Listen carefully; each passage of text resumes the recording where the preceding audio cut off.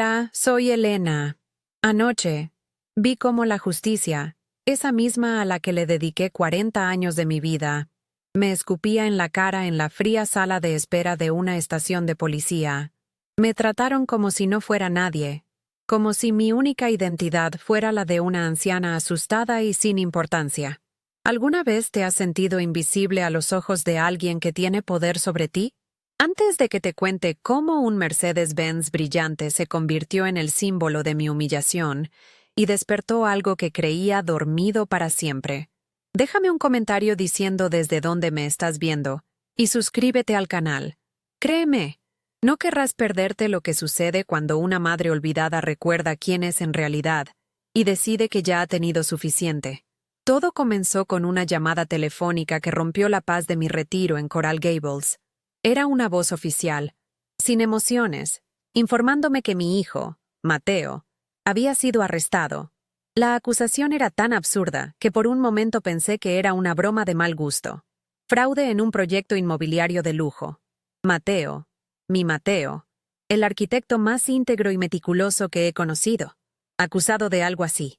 Él, que medía 2 veces antes de cortar una sola viga y que pasaba noches en vela asegurándose de que cada cálculo fuera perfecto. El mundo se detuvo. Sentí un frío que no tenía nada que ver con el aire acondicionado de mi casa. Era el frío del miedo puro, el que solo una madre conoce. Llegué a la comisaría sintiéndome completamente fuera de lugar. El olor a desinfectante barato y a desesperación rancia me golpeó en cuanto entré. Las luces fluorescentes zumbaban, proyectando un resplandor pálido y enfermizo sobre las sillas de plástico duro y las paredes de un color indefinido. Yo, que había pasado mi vida en salas de tribunales imponentes, con sus paneles de madera oscura y su silencio solemne, ahora estaba en este lugar anónimo, despojada de cualquier autoridad. Me había vestido con sencillez a propósito, sin joyas, con un suéter simple, porque solo quería ser la madre de Mateo, no la jueza Vargas. No sabía en ese momento que esa decisión sería mi primer gran error, la razón por la que me volvería invisible. Me acerqué al mostrador, donde un hombre corpulento con una placa que decía «Detective Ramírez» revisaba unos papeles sin levantar la vista. Le expliqué en voz baja y respetuosa quién era y por qué estaba allí. Apenas me miró. Sus ojos se deslizaron sobre mí con la indiferencia que se reserva para un mueble. «Mateo, sí, está en interrogatorio», dijo, masticando las palabras como si le molestara tener que pronunciarlas. «Siéntese y espere, señora, como todos los demás». La palabra «señora» salió de su boca no como una señal de respeto, sino como una etiqueta genérica para una mujer mayor e irrelevante. En ese instante, dejé de ser Elena. Me convertí en una sombra en una silla de plástico. Las horas se arrastraron con una lentitud tortuosa. El reloj de la pared parecía burlarse de mí. Cada tic-tac era un martillazo en mi pecho. Observaba a las otras personas en la sala de espera, cada una atrapada en su propio drama silencioso. Mi mente, usualmente tan disciplinada y lógica, era un torbellino de culpa y arrepentimiento. Recordé todas las cenas a las que llegué tarde, las obras de teatro escolares que me perdí por un caso importante, las noches en que Mateo me esperaba despierto solo para darme un beso de buenas noches, y yo ya estaba repasando expedientes en mi cabeza. Había sido tan negligente como madre que, de alguna manera, mi ausencia lo había llevado a este desastre. El miedo de una madre es irracional y siempre encuentra la manera de culparse.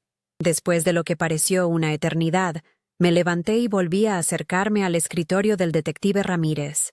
Mi corazón latía con fuerza, pero intenté mantener la calma. «Disculpe, detective», comencé. «Sé que está ocupado, pero ¿podría por favor darme alguna actualización? Llevo aquí casi 2 horas». Esta vez ni siquiera me respondió con palabras. Simplemente levantó una mano. Un gesto universal para decir «detente», sin apartar los ojos de la pantalla de su computadora. Sentí una ola de calor subir por mi cuello. La humillación fue pública, silenciosa y absoluta.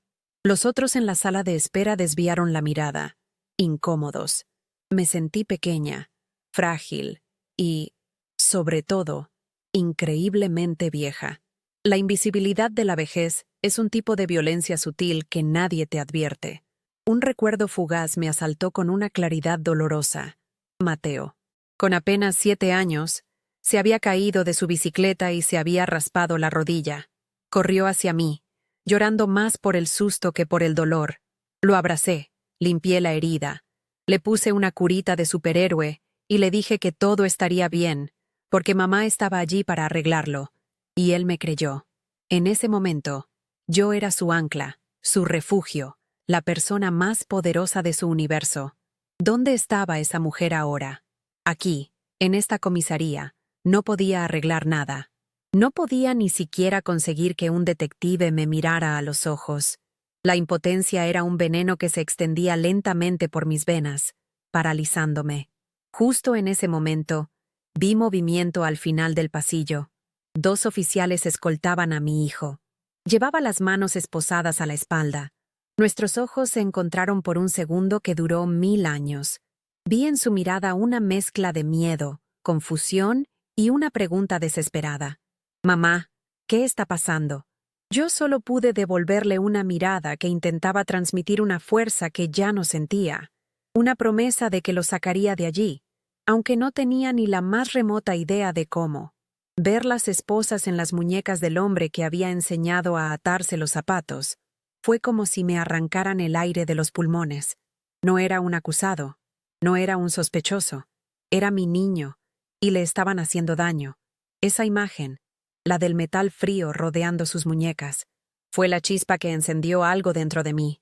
El miedo no desapareció, pero de repente tuvo que compartir espacio con otra emoción, una mucho más familiar para mí: la indignación.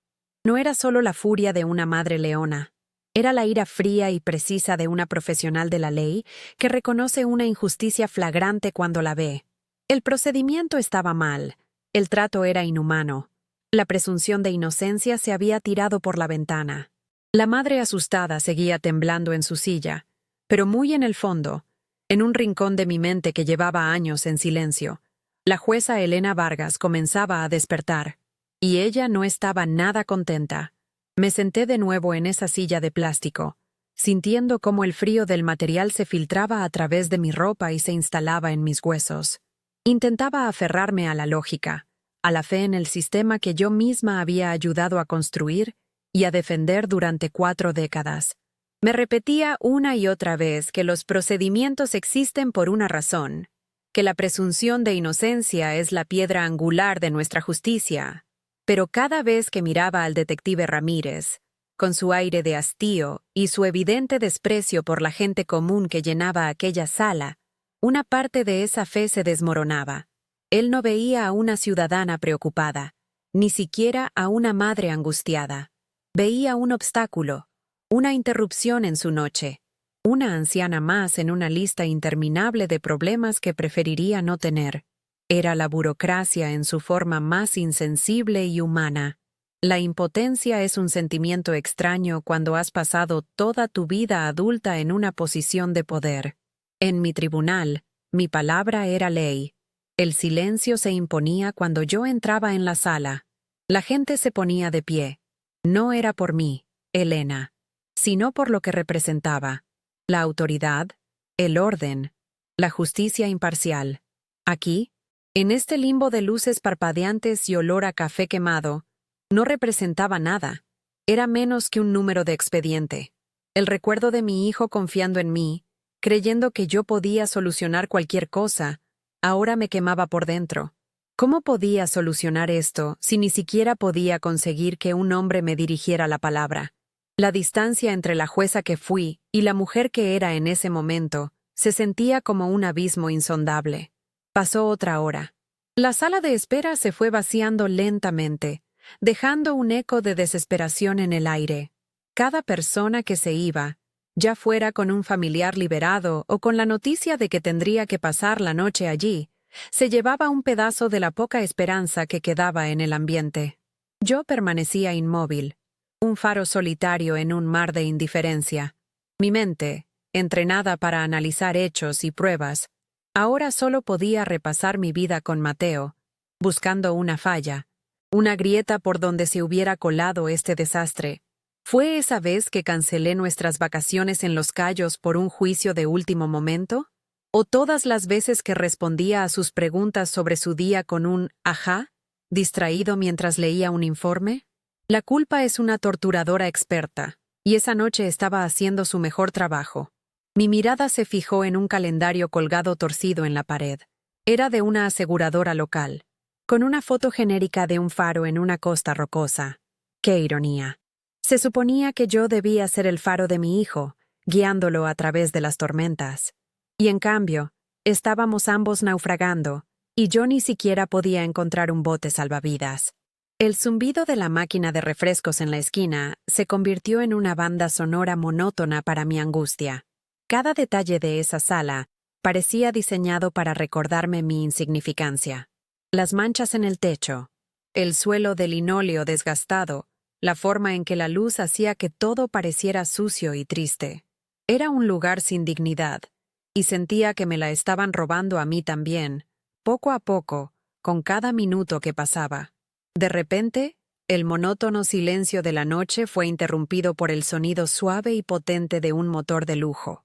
Unas luces blancas y nítidas barrieron la ventana de la sala de espera, cegándome por un instante.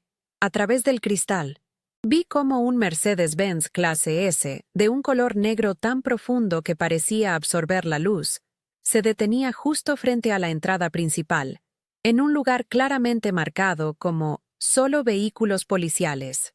El coche no era solo un medio de transporte, era una declaración.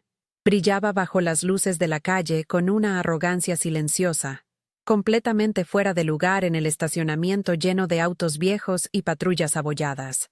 Era como si un pedazo de un mundo completamente diferente hubiera aterrizado por error en nuestro planeta de desesperación. Las puertas del Mercedes se abrieron con un clic suave y amortiguado. De él bajó una pareja de unos 60 años. El hombre vestía un traje a medida que probablemente costaba más que mi sueldo de un mes cuando empecé mi carrera, y la mujer llevaba un abrigo de cachemira y un bolso de diseñador que reconocí de las revistas de lujo. No parecían asustados ni preocupados. Caminaban con una calma y una seguridad que contrastaban violentamente con la ansiedad que se respiraba en el aire de la comisaría. Entraron como si fueran los dueños del lugar, su lenguaje corporal transmitiendo un mensaje claro. Estamos aquí para resolver un pequeño inconveniente, y luego volveremos a nuestra cómoda vida. No estaban aquí para esperar. Lo que sucedió a continuación fue lo que rompió algo dentro de mí. El detective Ramírez, que había ignorado mi existencia durante casi 3 horas, se levantó de su silla en cuanto los vio entrar.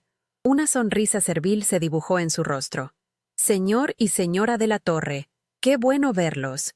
Pasen, por favor, mi oficina está por aquí», dijo con un tono de voz que era pura miel, un respeto que rayaba en la sumisión. Ni siquiera les pidió que esperaran un segundo. Los guió personalmente a través de una puerta lateral, cerrándola suavemente detrás de ellos. La puerta se cerró con un clic que resonó en la sala silenciosa como un disparo directo a mi fe en la igualdad ante la ley. Me quedé mirando la puerta cerrada, sintiendo cómo una ira fría y pesada comenzaba a desplazar al miedo y la tristeza en mi pecho. No era envidia. Yo había tenido acceso a ese mundo de privilegios, pero siempre me había esforzado por mantenerme al margen, por recordar que la justicia no debía tener favoritos. Lo que sentía era una profunda y amarga decepción. La balanza de la justicia, que yo había imaginado ciega y equitativa, acababa de inclinarse descaradamente ante el peso del dinero y el estatus. Mi ropa sencilla, mi decisión de presentarme como una simple madre, me habían hecho invisible. El traje caro y el coche de lujo les habían comprado a ellos un acceso instantáneo. La injusticia era tan flagrante, tan descarada, que me dejó sin aliento. Impulsada por esa nueva oleada de indignación, me levanté una vez más. Mis rodillas protestaron, pero las ignoré. Caminé hacia el escritorio vacío, mi postura un poco más erguida que antes. Ya no me sentía tan frágil. Esperé, de pie, hasta que el detective Ramírez salió de su oficina. con la misma sonrisa complaciente en el rostro. Cuando me vio, la sonrisa se desvaneció y fue reemplazada por una mueca de fastidio. Antes de que pudiera decir una palabra, me adelanté. Mi voz era baja pero firme, sin el temblor de antes. Detective, solo le pido una actualización sobre el estado de mi hijo, Mateo Vargas. Es mi derecho como su madre. Hice hincapié en la palabra derecho, una palabra que él parecía haber olvidado. Su rostro se enrojeció. Quizás fue el estrés de la noche, o quizás simplemente no soportaba ser desafiado por alguien a quien ya había descartado como insignificante. Se inclinó sobre el mostrador, su voz subiendo de volumen hasta convertirse en un grito que hizo que las pocas personas que quedaban en la sala se encogieran en sus asientos. «Señora, ya le dije que esperara. Esto no es una oficina de quejas ni un hotel de 5 estrellas. Siéntese y cállese, o la haré sacar de aquí por alterar el orden». Cada palabra fue una bofetada. La humillación fue total, pública y brutal. El silencio que siguió fue más ruidoso que su grito. Sentí todas las miradas sobre mí, cargadas de lástima y vergüenza ajena. Pero en medio de esa humillación devastadora, algo extraordinario sucedió dentro de mí. El calor de la vergüenza no duró. En su lugar, sentí un frío glacial extenderse por mis venas. El miedo se evaporó por completo. La madre asustada y culpable que había estado llorando por dentro durante horas, murió en ese preciso instante, y en su lugar, algo muy antiguo y muy poderoso despertó. Fue como si un interruptor se hubiera accionado en mi cerebro. Mi mente, antes nublada por la emoción, se volvió cristalina, afilada y analítica. Ya no era una víctima. Ya no era una sombra en una silla. En el silencio de esa comisaría, bajo la mirada despectiva de un detective corrupto por el poder, volví a ser quien siempre fui, la jueza Elena Vargas. Y la jueza Vargas acababa de encontrar su próximo caso. Me quedé de pie en medio de la sala, inmóvil, mientras el eco de su grito todavía flotaba en el aire viciado. Las pocas personas que quedaban me miraban con una mezcla de compasión y alivio por no ser ellos. Pero yo ya no sentía sus miradas. El calor de la vergüenza se evaporó tan rápido como había llegado. En su lugar, un frío se instaló en mi estómago, un frío que no paralizaba, sino que enfocaba. Era el viejo frío de antes de un veredicto importante, la calma absoluta que precede a una decisión irrevocable. El mundo a mi alrededor pareció ralentizarse. Podía oír el zumbido de las luces fluorescentes con una claridad insoportable, contar las grietas en el linóleo del suelo. La madre asustada se había ido, y en la quietud que dejó, mi mente comenzó a trabajar con la precisión de un mecanismo de relojería suizo. No me moví de inmediato. Esperé. La paciencia es un arma, y yo la había perfeccionado durante 40 años en el estrado. Observé al detective Ramírez regresar a su escritorio, inflado de su pequeño triunfo. Se sentó pesadamente en su silla. Se sirvió un café de una jarra, que parecía haber estado allí desde la mañana, y comenzó a teclear con 2 dedos en su computadora. Lo analicé no como un adversario, sino como una pieza en un tablero de ajedrez. Su postura, su desdén, su obediencia ciega ante el dinero y su abuso de poder con los vulnerables. No era un monstruo. Era algo mucho más común y peligroso. Un hombre débil que confundía la autoridad con la fuerza. Y los hombres débiles siempre cometen errores. Yo solo tenía que esperar a que cometiera el suyo. Un recuerdo nítido, casi como una alucinación, me vino a la mente. Estaba en mi antiguo despacho, la noche antes de dictar sentencia, en el caso de un estafador de cuello blanco muy poderoso. El sol se ponía sobre la ciudad, pintando mi oficina de tonos anaranjados. Sentía el peso de la toga de juez sobre mis hombros, una carga que era a la vez un honor y una responsabilidad inmensa. Recordé la sensación del mazo de madera en mi mano, su solidez, el poder que contenía no para castigar, sino para restaurar el equilibrio. Esa noche, en esa comisaría, no tenía mi toga ni mi mazo, pero me di cuenta de que nunca los había necesitado realmente. La autoridad no estaba en los objetos, estaba dentro de mí. Siempre lo había estado.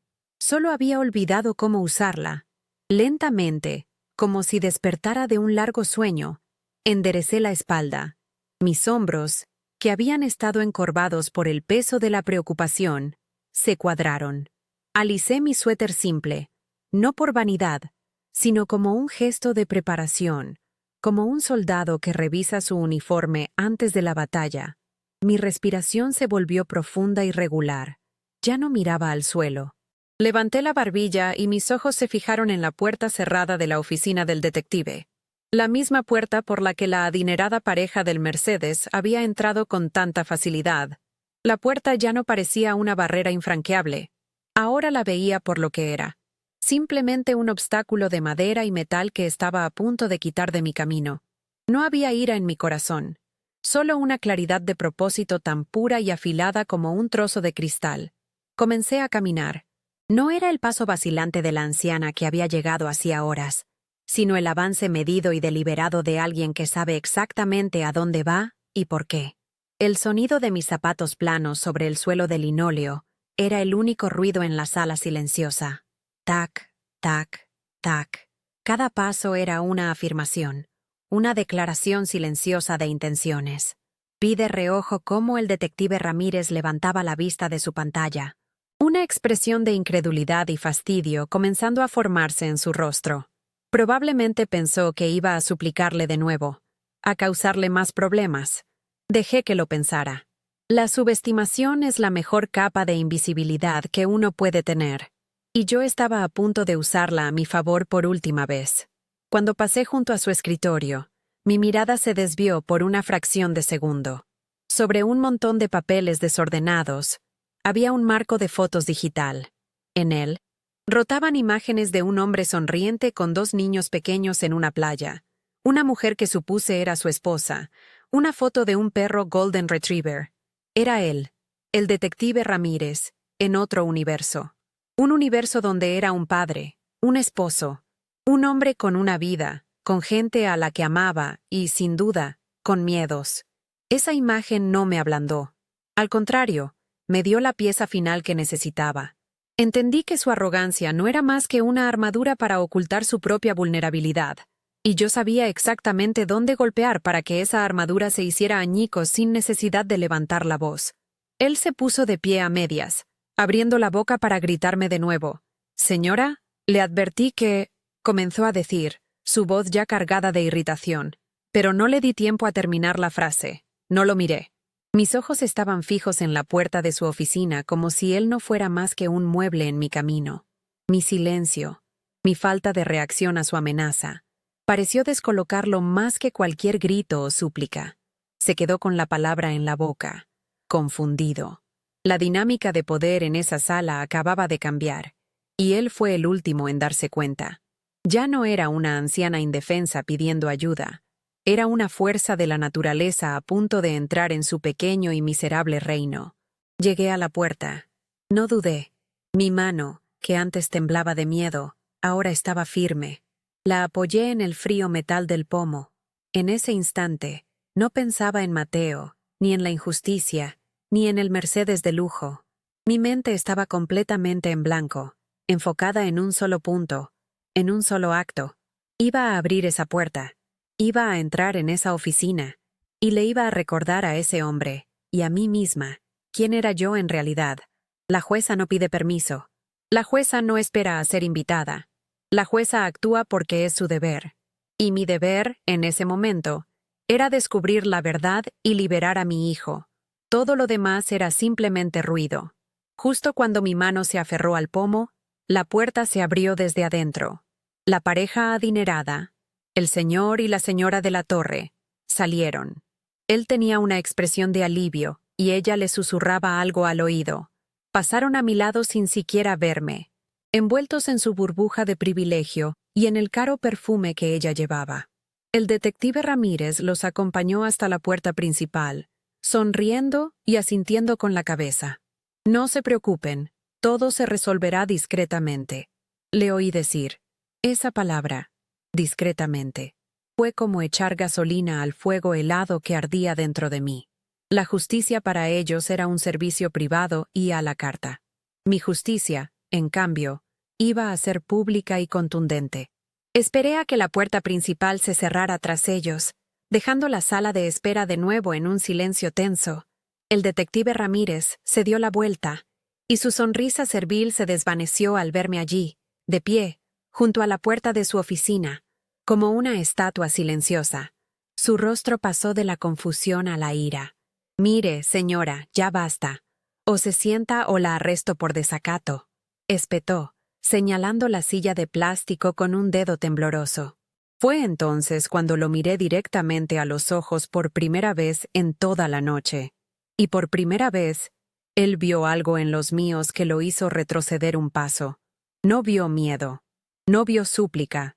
Vio 4 décadas de sentencias, de interrogar a mentirosos y de doblegar a hombres mucho más peligrosos que él. Y sin decir una sola palabra, giré el pomo y entré en su oficina. La oficina era exactamente como la había imaginado. Un caos de papeles apilados, tazas de café a medio terminar y el olor agrio del estrés y la falta de sueño. Era un espacio pequeño, claustrofóbico, el santuario de un hombre que se sentía grande, solo porque el mundo exterior era pequeño. El detective Ramírez se quedó mirándome desde detrás de su escritorio, con la boca entreabierta en una expresión de pura incredulidad. Por un momento, el shock le robó las palabras. Vio a una anciana frágil que había cruzado una línea invisible, que había violado su territorio. No tenía idea de que la mujer que había entrado no era la misma que había estado esperando afuera. Aquella había muerto en la silla de plástico.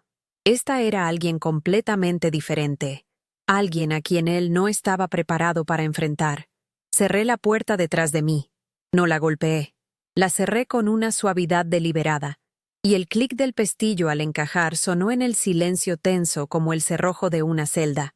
Con ese simple gesto, el espacio cambió. Ya no era su oficina, era una sala de interrogatorios, y los roles estaban a punto de invertirse. Su incredulidad se transformó instantáneamente en furia. Su rostro se congestionó, volviéndose de un tono rojizo que contrastaba con las pálidas paredes. Se puso de pie de un salto, haciendo que su silla de oficina barata rodara hacia atrás y chocara contra un archivador. Apoyó los nudillos en el escritorio desordenado y se inclinó hacia adelante, como un toro a punto de embestir. «Pero, ¿qué demonios se cree que está haciendo? Le dije que esperara», bramó, su voz llenando el pequeño cuarto.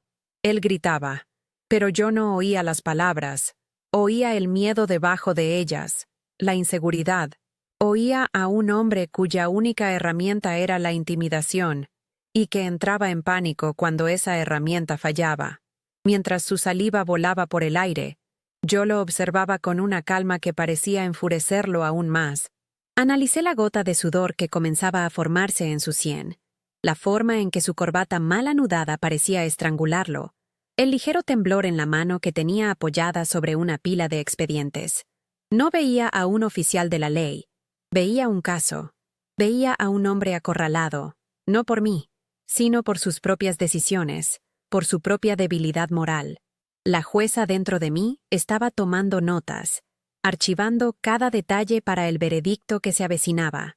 «¡Está usted arrestada!», gritó, su voz rompiéndose un poco al final. «Allanamiento de una oficina policial, obstrucción a la justicia, desacato a la autoridad. Se va a pasar el resto de la noche en una celda, vieja loca». Las amenazas salían de su boca como un torrente, cada una más desesperada que la anterior. Estaba usando todo el arsenal de su pequeño poder, tratando de asustarme para que volviera a mi lugar, para que volviera a ser la anciana invisible que él había decidido que yo era. Pero sus palabras eran como piedras lanzadas contra un muro de acero. No me hicieron ni un rasguño. Me quedé allí, en silencio, dejando que se vaciara, que agotara toda su furia impotente contra mi calma inquebrantable. A veces, la mayor demostración de fuerza es no hacer absolutamente nada. No respondí. El silencio es un vacío, y la gente con algo que ocultar siempre se apresura a llenarlo con ruido. En lugar de hablar, di un paso adelante y luego otro, moviéndome lentamente hacia su escritorio. Mis movimientos eran medidos, sin prisa, como si estuviera inspeccionando la escena de un crimen. Cada paso que daba hacia él retrocedía un centímetro, aunque intentaba disimularlo. La dinámica de poder se había invertido por completo. Él estaba en su territorio, detrás de su escritorio, con su placa y su arma, y sin embargo, era él quien parecía atrapado. Yo era solo una mujer mayor con un suéter sencillo, pero en ese momento, yo era la que controlaba la habitación. Mi silencio lo estaba desarmando más eficazmente que cualquier argumento. Mi vista se posó de nuevo en el marco digital sobre su escritorio. Una nueva foto había aparecido. Los dos niños, un poco más grandes, riendo en un columpio. Su familia, su talón de Aquiles. No sentí compasión. Sentí una fría certeza. Este hombre, que trataba a una madre desesperada con tanto desprecio, era capaz de cualquier cosa para proteger a los suyos, incluyendo sacrificar al hijo de otra persona. La ironía era tan amarga que casi me hizo sonreír. Él pensaba que su poder residía en su uniforme, pero su verdadera vulnerabilidad estaba allí, sonriendo en una pantalla LCD, recordándole cada segundo lo que tenía que perder. Y yo entendí que la verdadera justicia a veces requiere que apuntes precisamente a lo que una persona más ama, no para destruirlo, sino para recordarle su humanidad. Él perdió el control. Al ver que mis ojos se fijaban en la foto de sus hijos, algo en él se rompió. Quizás interpretó mi mirada como una amenaza. Se movió bruscamente alrededor de su escritorio. Su intención era clara. Iba a sacarme de allí por la fuerza. «Se acabó. Usted lo pidió», gruñó, extendiendo su mano para agarrarme del brazo. Su rostro estaba a centímetros del mío, y pude oler el café rancio y la frustración en su aliento. Era el último acto de un hombre desesperado, un animal acorralado recurriendo a la fuerza bruta porque su cerebro había dejado de funcionar. Esperé a que sus dedos tocaran la tela de mi suéter. Esperé a sentir la presión de su agarre. Y justo en ese instante, cuando el contacto físico era inminente, decidí que ya había tenido suficiente. Fue entonces cuando hablé. Mi voz no fue un grito, ni siquiera fue alta. Fue poco más que un susurro, pero cortó el aire cargado de la oficina como un bisturí. «Detective Ramírez», dije, y él se detuvo en seco, su mano flotando a 1 milímetro de mi brazo. «Siéntese». No fue una petición, no fue una sugerencia, fue una orden, pronunciada con una autoridad tan absoluta y tan innata que su cuerpo reaccionó antes que su mente. Era el mismo tono que había usado durante 40 años para silenciar salas de tribunales enteras, para hacer que abogados arrogantes se encogieran en sus asientos, para dictar sentencias que cambiaron vidas para siempre. Era una voz que no estaba acostumbrada a ser desobedecida. Se quedó paralizado por un segundo, su mano todavía en el aire, una expresión de total confusión en su rostro. Era como si su sistema nervioso hubiera recibido 2 órdenes contradictorias, una de su cerebro furioso y otra de una fuente externa que sus instintos reconocían como superior. Luego, una risa incrédula, casi un ladrido, escapó de sus labios. «¿Qué me siente?», repitió, como si no pudiera creer lo que había oído. «¿Usted me está diciendo a mí lo que tengo que hacer? ¿En mi propia oficina? Ahora sí que lo he visto todo».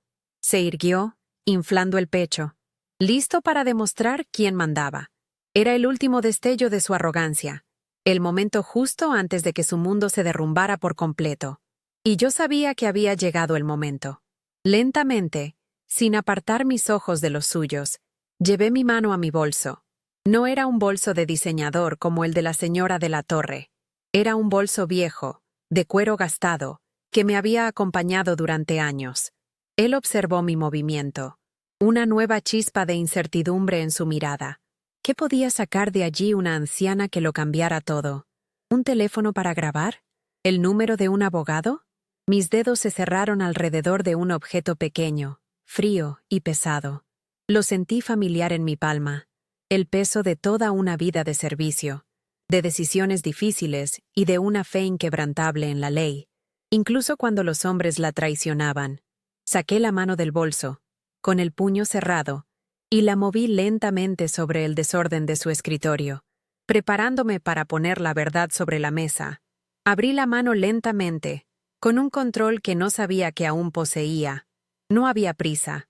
El tiempo en esa pequeña habitación parecía haberse estirado, volviéndose denso y pesado. El detective Ramírez me observaba, su pecho todavía inflado de una furia que ahora parecía ridícula, teatral. Esperaba que sacara un teléfono, quizás el número de un abogado mediocre, pero lo que tenía en mi palma no era un arma moderna, sino una reliquia, un pedazo de metal frío que contenía el peso de 40 años de juramentos, de noches sin dormir y de decisiones que habían hecho temblar a hombres mucho más poderosos que él. Mi mano no temblaba. Estaba tan firme como el día en que juré mi cargo, con Mateo mirándome desde la primera fila, sus pequeños ojos llenos de admiración. Con un movimiento deliberado, volteé mi mano y dejé caer el objeto sobre su escritorio. No hizo mucho ruido, solo un clac, seco y metálico que resonó en el silencio como un martillazo final. Aterrizó justo al lado del marco de fotos digital de su familia. Era mi vieja placa de jueza federal. Estaba gastada en los bordes por décadas de uso, el esmalte azul un poco descolorido, pero el águila en relieve y las palabras, jueza del Tribunal de Distrito de los Estados Unidos, seguían siendo nítidas, inequívocas. La luz pálida de la oficina se reflejó en su superficie pulida, y por un instante pareció brillar con una autoridad propia, una vida que había estado dormida durante demasiado tiempo. Era un símbolo, y los símbolos, a veces, son más poderosos que cualquier arma de fuego. Él bajó la mirada, primero con fastidio, luego con una curiosidad desconcertada. Vio la placa, pero su cerebro no procesó la información de inmediato. Una arruga apareció en su frente. ¿Y esto qué es? ¿Una especie de broma? Masculló, su voz todavía áspera, pero con un nuevo matiz de incertidumbre. Se inclinó para verla mejor, casi tocándola con la nariz. Por un segundo, su arrogancia le impidió comprender la enormidad de lo que estaba viendo. Para él, yo seguía siendo solo una anciana obstinada que había ido demasiado lejos. No podía conectar a la mujer invisible de la sala de espera con el objeto que ahora yacía en su escritorio. Un objeto que representaba uno de los poderes más grandes de la nación. La disonancia cognitiva era tan fuerte que lo dejó momentáneamente paralizado. Fue entonces cuando volví a hablar, manteniendo mi voz en el mismo tono bajo y controlado. «Detective Ramírez», dije, y su nombre sonó diferente en mis labios, ya no como una súplica, sino como una citación. «Soy Elena Vargas. Creo que si busca en los registros del tribunal, mi nombre le resultará familiar». Hice una pausa, dejando que las palabras se asentaran en el aire viciado entre nosotros. Ahora, me gustaría que me explicara, con todo el detalle posible, por qué han incriminado a mi hijo, Mateo Vargas, en un fraude que ni usted ni yo creemos que cometió. No era una pregunta, era una orden de comparecencia. La sala del tribunal se había materializado en esa pequeña y sucia oficina, y el juicio acababa de comenzar. Sucedió como si un rayo lo hubiera alcanzado. Sus ojos se abrieron de par en par, saltando de la placa a mi rostro y de vuelta a la placa. El nombre, Elena Vargas, pareció golpearlo físicamente. El color desapareció de su cara, dejándola con un tono pálido y ceroso, como el de un cadáver. Pude ver el momento exacto en que los engranajes de su mente encajaron, el instante en que la anciana insignificante se transformó ante sus ojos en la jueza Vargas, la jueza de hierro, como me llamaba la prensa, la que había enviado a prisión a narcotraficantes, a políticos corruptos y, sí, a un estafador de cuello blanco particularmente vengativo, llamado Ricardo Montoya, un hombre que, según recordaba vagamente de las noticias, acababa de obtener la libertad condicional. Todo su cuerpo comenzó a temblar. No era un temblor violento, sino un estremecimiento fino y constante, como el de alguien con una fiebre muy alta. Se apartó del escritorio como si la placa le quemara, tropezando hacia atrás hasta que su espalda chocó contra el archivador con un ruido sordo. Su respiración se volvió audible, jadeos cortos y rápidos que no parecían llevar suficiente aire a sus pulmones. Sus ojos ya no me veían a mí. Veían un fantasma. Veían el final de su carrera, la ruina de su vida, la cara del hombre que lo había puesto en esta situación imposible. La armadura de detective duro se desintegró en un instante, revelando al hombre aterrorizado que había debajo. La foto de sus hijos en el marco digital seguía sonriendo, ajena a la implosión de su padre. Montoya, susurró, la palabra apenas un soplo de aire. Fue Ricardo Montoya. No me estaba hablando a mí, se lo estaba diciendo al universo, confesando su pecado a las 4 paredes. Salió hace un mes. Me encontró. Sabía dónde viven mis hijos, a qué escuela van. Sabía el nombre de mi esposa. Su voz se quebró. Se cubrió la cara con las manos, pero no pudo contener los sollozos que comenzaron a sacudir todo su cuerpo. Él dijo que si no incriminaba a su hijo, si no le daba una razón para que usted sufriera como él sufrió en la cárcel, mi esposa, mis niños. Dios mío, ¿qué he hecho? Las palabras salieron a borbotones. Una confesión desordenada y desesperada que llenó la habitación con el hedor de su miedo y su culpa. La verdad, cuando finalmente salió a la luz, no fue satisfactoria. No hubo un destello de triunfo, ninguna sensación de victoria. Solo una tristeza profunda y pesada que se instaló en mi pecho. Este hombre, que me había humillado y despreciado, no era un monstruo. Era un hombre débil, un padre aterrorizado que había sido puesto en una elección imposible por un verdadero monstruo, uno que yo misma había ayudado a crear al encerrarlo. La justicia nunca es tan simple como parece en los libros de derecho. Es un asunto sucio, complicado, lleno de zonas grises y de personas buenas que hacen cosas terribles por las razones equivocadas. Y en ese momento, mirando a este hombre roto, sentí el peso de cada una de esas complicaciones. Y entonces, hizo algo que nunca olvidaré. Sus rodillas cedieron. Se desplomó en el suelo de linóleo desgastado, no con gracia, sino como un saco de patatas. Cayó de rodillas frente a mí, con la cabeza gacha, sus sollozos ahora incontrolados. No era el detective Ramírez, era solo un hombre suplicando. Perdóneme, sollozó, las palabras ahogadas por las lágrimas. Por favor, perdóneme. No sabía qué más hacer. Él me habría matado a mi familia. No pedía perdón a la jueza, se lo pedía a la madre. En ese instante, en el suelo de esa oficina de policía, la línea entre la ley y la humanidad se disolvió por completo.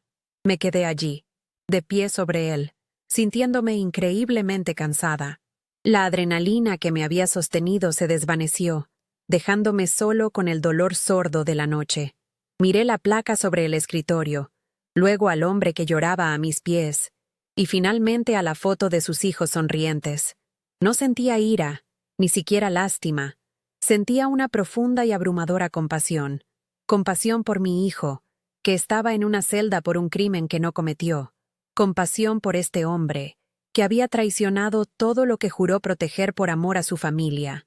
E incluso, en un rincón oscuro de mi corazón, sentí una extraña compasión por mí misma, por la mujer que había creído que la justicia era una línea recta y clara, y que ahora se enfrentaba a su laberinto más oscuro. No dije nada. No había nada que decir. Simplemente me quedé allí, en silencio, mientras él seguía llorando. El sonido de sus sollozos era el único ruido en el mundo. Afuera, la ciudad seguía su curso, ajena al pequeño drama humano que se desarrollaba en esa oficina. Pero para nosotros tres, para mí, para él y para mi hijo inocente en una celda, el mundo se había detenido. El clímax no había sido un grito, sino un susurro.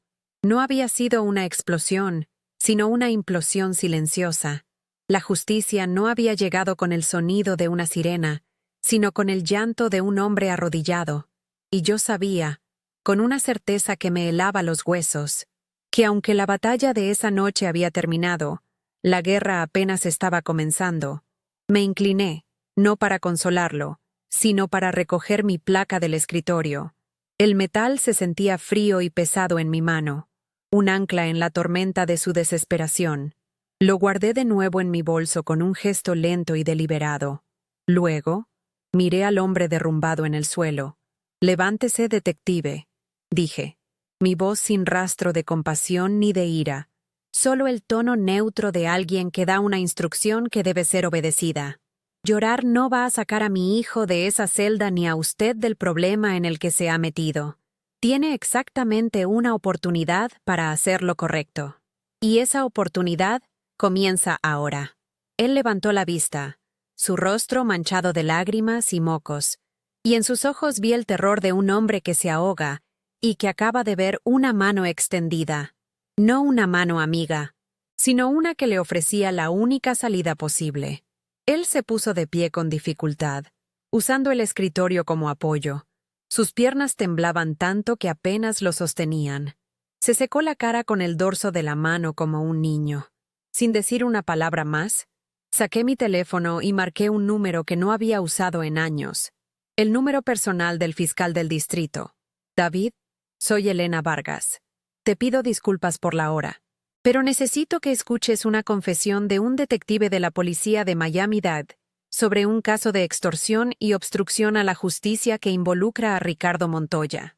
Hubo un silencio atónito al otro lado de la línea, y luego un «voy para allá». Puse el teléfono en altavoz sobre el escritorio. «Detective Ramírez», dije con una calma gélida. «El fiscal del distrito lo está escuchando. Empiece desde el principio».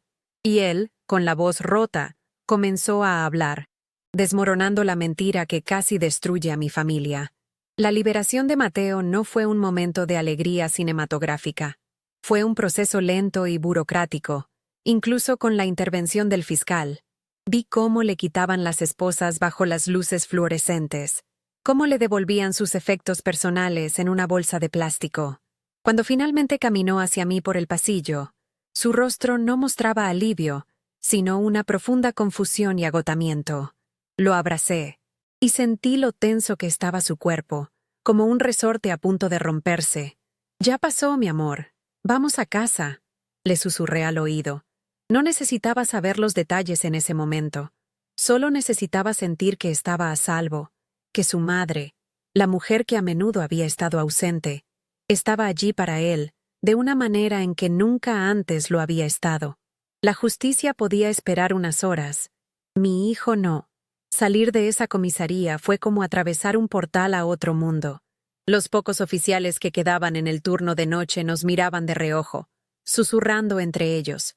El aura de poder que ahora me rodeaba era palpable, una armadura invisible que me había negado a usar al llegar. Ya no era la anciana insignificante en la silla de plástico. Era la jueza Vargas, y mi presencia convertía ese lugar en mi sala de tribunal. Al llegar al estacionamiento, el aire de la noche de Miami se sintió extrañamente fresco y limpio. No había rastro del Mercedes negro.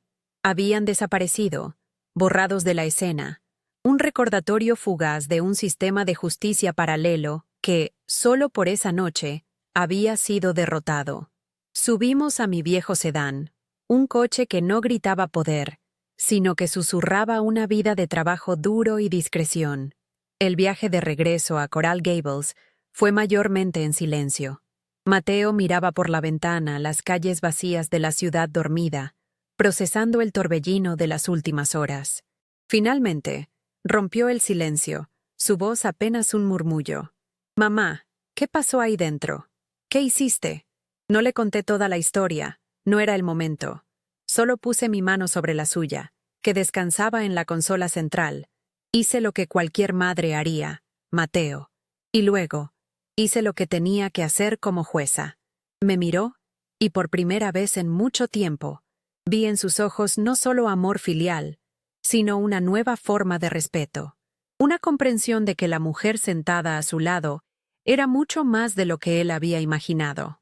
Esa noche, el abismo que mi carrera había creado entre nosotros comenzó a cerrarse. En los días siguientes, las consecuencias se desarrollaron con la precisión de una operación legal. La confesión grabada del detective Ramírez fue la pieza clave. Un equipo especial, supervisado directamente por la oficina del fiscal, arrestó a Ricardo Montoya en su penthouse de lujo en Brickell antes de que amaneciera. Las acusaciones contra Mateo fueron retiradas formalmente esa misma mañana, con una disculpa oficial del Departamento de Policía.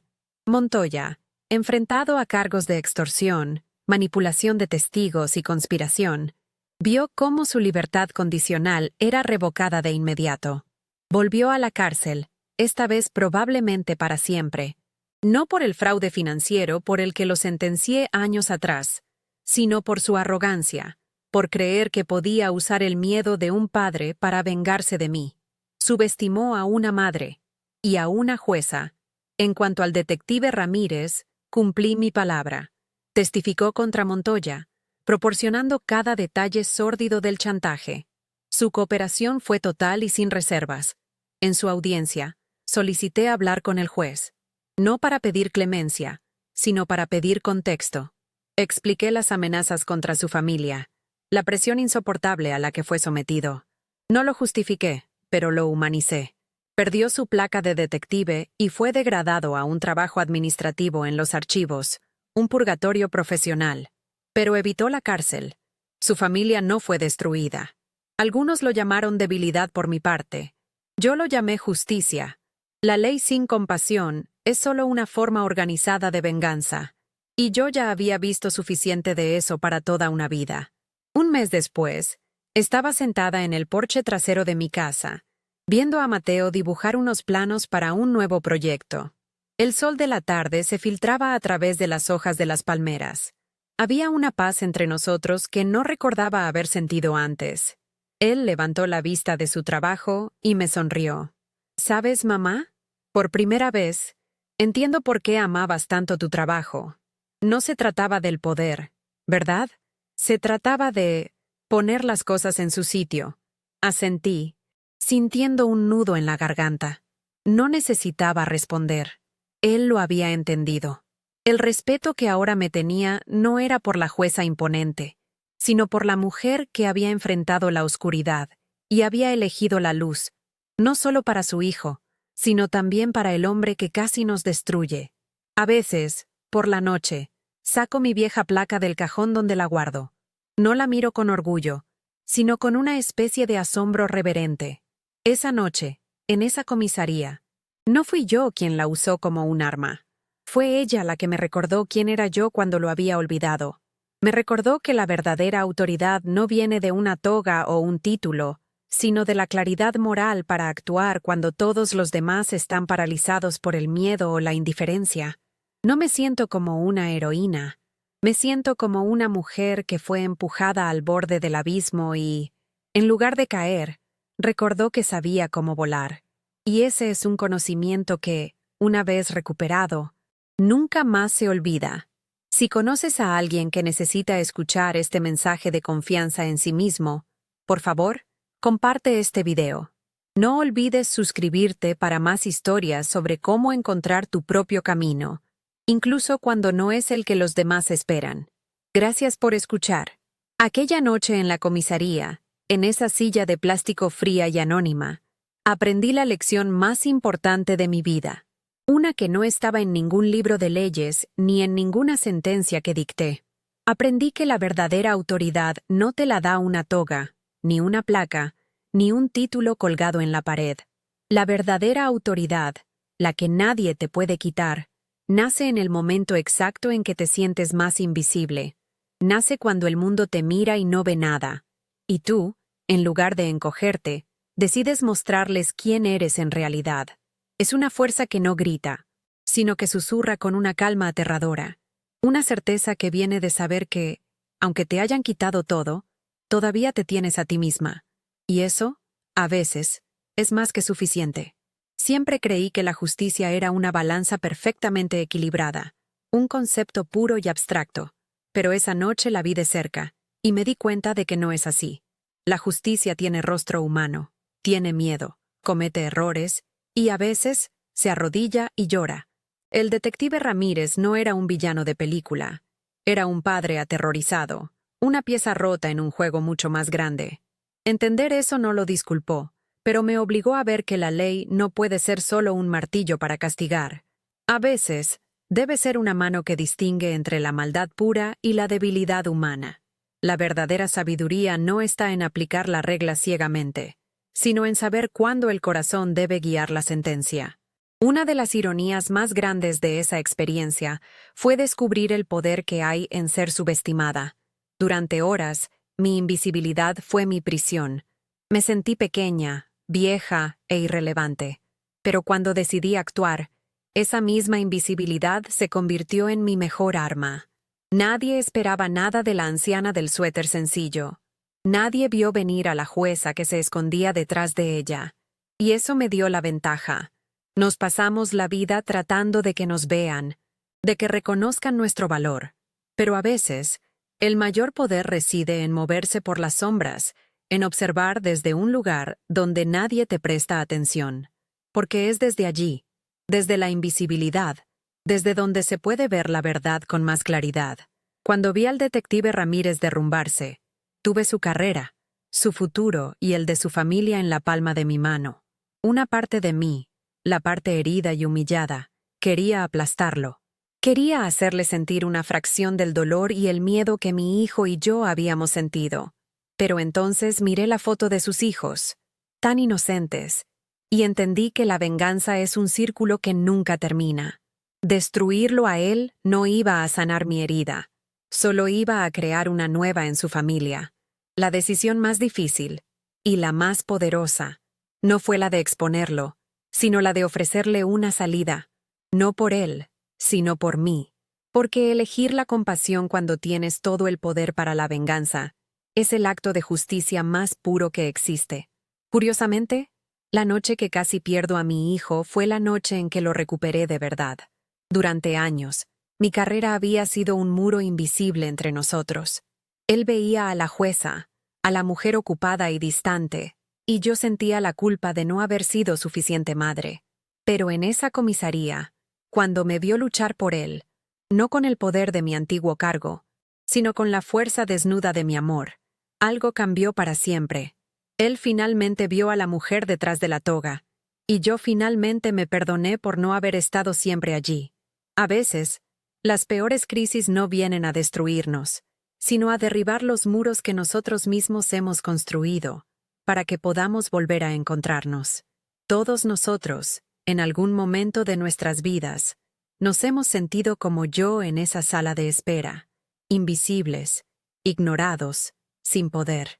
Quizás no tengas una placa de jueza guardada en un bolso, pero todos llevamos una autoridad interior. Es esa voz que te dice que te levantes cuando te han tirado al suelo. Es la dignidad que te niegas a perder cuando intentan humillarte. Es el coraje de hablar en voz baja cuando todos los demás gritan. Esa es tu verdadera placa. No dejes que nadie te convenza de que no la tienes o de que no tiene valor. Porque en el momento en que más la necesites, descubrirás que ha estado ahí todo el tiempo, esperando a que la uses. Lo que viví esa noche me enseñó que no importa cómo te vea el mundo, sino cómo te ves tú mismo. La fuerza no es la ausencia de miedo, sino actuar a pesar de él. Si mi historia te ha recordado la fuerza que llevas dentro, o si conoces a alguien que se siente invisible y necesita recordar su propio valor, te pido que compartas este video con esa persona. A veces, una historia es todo lo que necesitamos para volver a creer en nosotros mismos. Gracias por haberme acompañado en este viaje. Y no olvides suscribirte para escuchar más relatos de gente común que encontró una fuerza extraordinaria en los momentos más oscuros.